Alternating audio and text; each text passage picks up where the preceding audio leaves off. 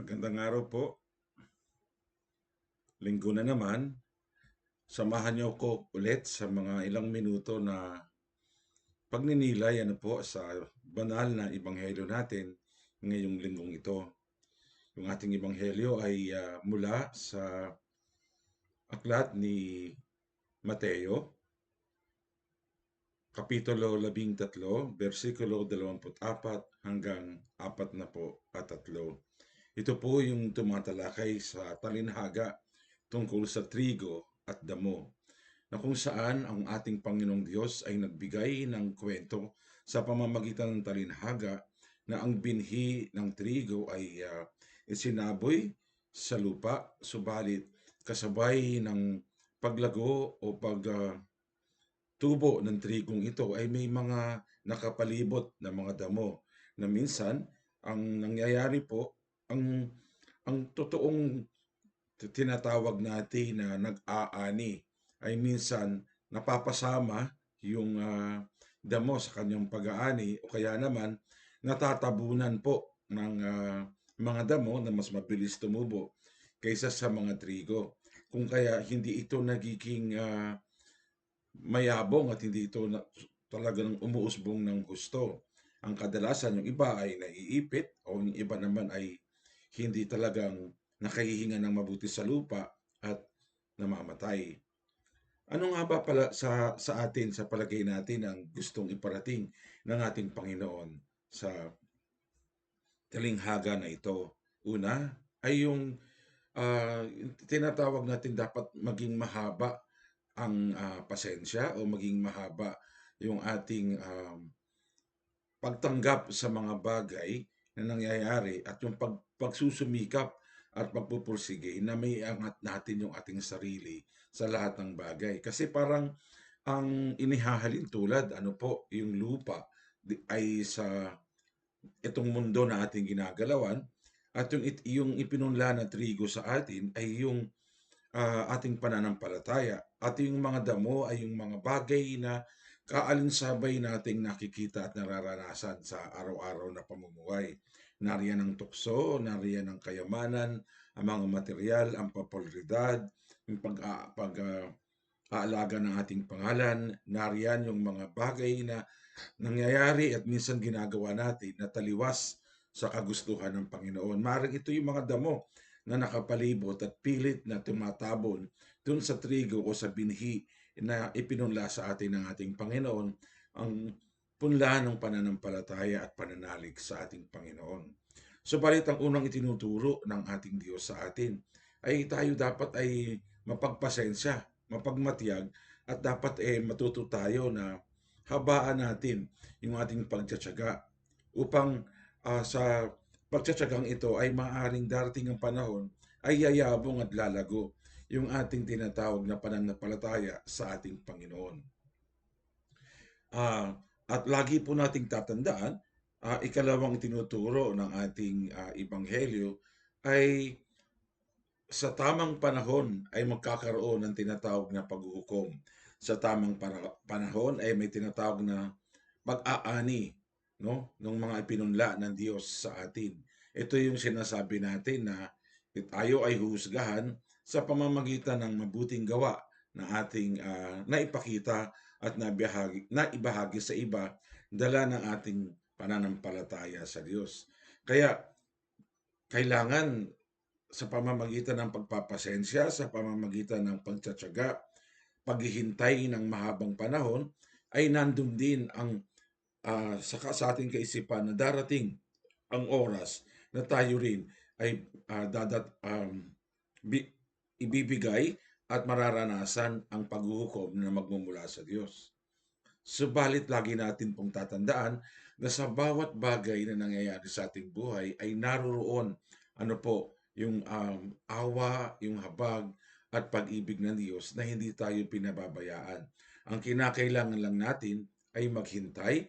Ang kinakailangan lang natin ay yung tamang init ng araw, patubig, ika nga, kailangan din natin yung tamang pag-aalaga ng mga hasik upang ang uh, inihasik niya sa atin, binhi ng pananampalataya, maaaring siguro maging matagal, Maaari siguro maging mabagal, pero ito ay lalago sa tamang panahon na kung saan ang paghuhukom o yung tinatawag na pag-aani ay ibibigay ng tao o ng Diyos na nagasik ng binhi sa bawat isa sa atin.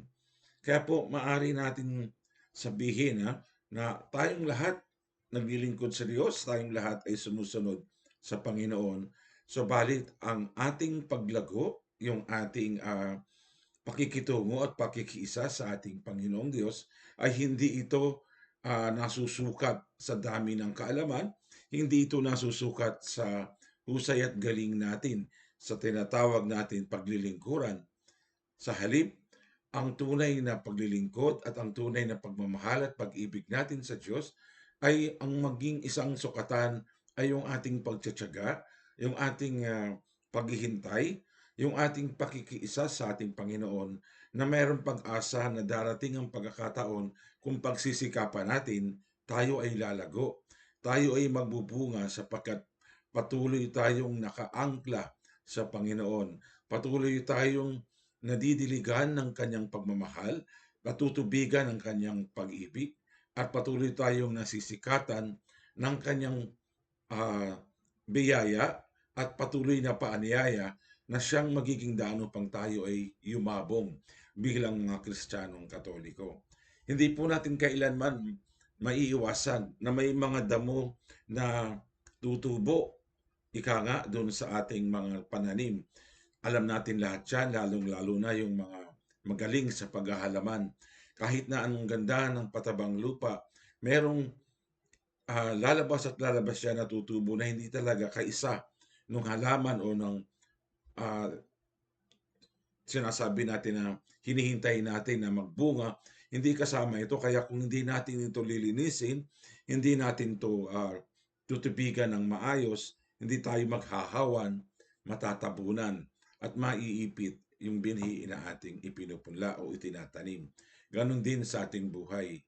Ang ating Panginoong Diyos ay patuloy na umaanyaya at patuloy nagsasaboy ng biyaya at pananampalataya sa ating lahat.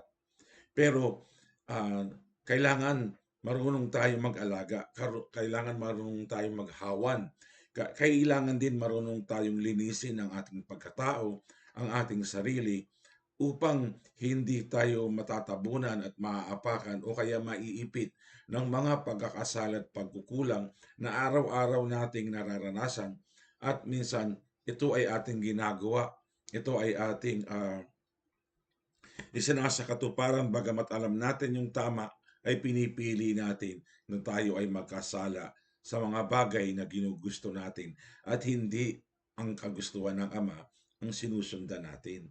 Kaya po mga kaibigan, ito ay isang paanyaya sa ating lahat, no? Paanyaya na dapat tayo ay magtiyaga, dapat tayo ay magsikap, dapat tayo ay patuloy na kumapit sa Panginoon upang yumabong at lumago ang binhi ng pananampalataya, hindi lamang sa pag-aaral, hindi lamang sa kaalaman sa Panginoong Diyos, kundi yumabong at lumago sa pamamagitan ng pagtulong natin sa ating kapwa, sa pamamagitan ng ating pagbabahagi ng ating sarili sa iba, ang paglilinis ng ating pagkatao sa pamamagitan ng sakramento ng kumpisal, sa pamamagitan ng pagsisisi sa mga kasalanan, sa pamamagitan ng paghingi ng tawad at pagbibigay ng kapatawaran sa mga taong nagkasala sa atin. Ito ay ilang paraan na sa pamamagitan nito ay hinahawan o nililinis natin at binubunot natin yung mga damo na nakapalibot sa ating pagkatao upang tayo ay manatiling nakatindig, ika nga, at nakaugat sa lupa at yayabong kaisa ng pag-ibig, pagbabasbas at pagmamahal ng Diyos sa bawat isa. Lagi po nating tatandaan, kailangan po natin gawin ang mga bagay na ito dahil darating ang panahon, tayo ay huhusgahan at may paghuhukom na ibibigay ang Diyos sa atin. Lagi pong natin din iisipin na sa kabila ng mga kasalanan na ating nararanasan o nagagawa, na tayo ay para bang tumatalikod sa biyaya at pag-ibig ng Diyos, bunga ng pagkakasala, ang pagmamahal, ang awa at pag-ibig ng Diyos ay nananatili. Hindi siya nawawala, hindi siya nababawasan. Laging nandoon ang pag-ibig ng Diyos. Laging nariyan ang awa at habag ng Diyos. Ito ay dapat natin sikaping hanapin, dapat natin patuloy at magsikhay, pagtiyagaan na maabot at nang sa ganon, ang awa at pag-ibig ng Diyos sa pamamagitan ng ating pakikipagkapwa at paggawa ng mabuti sa iba ang magiging daan tungo sa maayos na ating pakikipag-ugnayan sa Diyos hanggang sa pagdating ng paghuhukom. Kaya po mga minamahal kong mga kaibigan, huwag po tayong mapapagod gumawa ng mabuti. Huwag tayong mapapagod na aminin sa ating sarili kung kaano tayo kamakasalanan upang ang pagpapala ng Diyos ay maibigay niya sa atin at manatili tayo sa kanyang biyaya at kalinga. Lagi po nating tatandaan, hindi kailanman uusbong at lalago ang ating buhay pananampalataya kung hindi natin iisa-isahin, uunti-untiing alisin ang mga balakid na nakasisira at pumuputol, humahadlang at nagiging daan upang maging mabagal ang paglago ng ating pananampalataya na ibinigay ng Diyos sa atin. Pagpalain po tayong lahat, mga minamahal. Kaibigan, kung sa palagay mo nakakatulong ang itong talakayan na ito, mangyari lang, no? Kung makapag-subscribe ka at i-like mo ang notification bell para sa susunod magkasama tayo ulit. Pagpalain ka.